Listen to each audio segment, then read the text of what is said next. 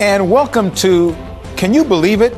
An occasional segment that I'll do here on Houston Newsmakers. The 1619 Project and critical race theory have come under attacks by segments of people in this country who are called well-meaning, but occupy an increasingly growing segment of the population that say they don't want their children taught elements of history they deem as harmful.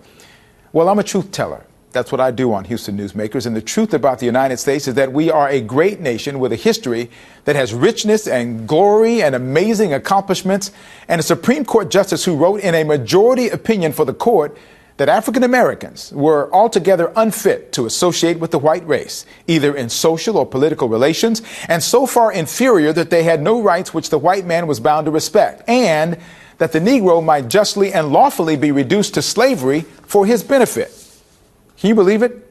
It was part of a United States Supreme Court decision by a 7-2 vote that said Dred Scott, a man who was born a slave and moved by his master, a United States Army officer, by the way, from a slave state to a free state where he married, had children, could not be considered free, which is what Dred Scott had argued, because as a black man, he could not be a citizen.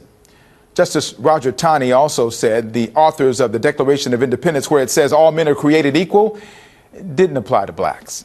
That decision was in March of 1857, 11 years after it was first filed in lower courts and 4 years before the Civil War. It created quite the controversy in an already divided nation. University of Houston history professor Dr. Gerald Horne says historians think that decision was a tipping point toward the deadliest war this country has ever fought. Many historians take the position that it was the match that lit the fuse. That is to say, that with this affirmation by the U.S. Supreme Court that black people could not be citizens, it helped to escalate tensions. It helped to forge and exacerbate a pre-existing polarization between pro-slavery forces and anti-slavery forces.